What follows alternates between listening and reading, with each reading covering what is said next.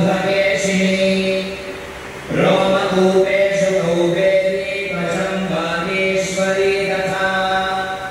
रक्तमज्जावसा मांसान्यस्ति मेधांसि पार्वती अन्त्राणिकालरात्रिश्च पित्तं च मुकुटेश्वरी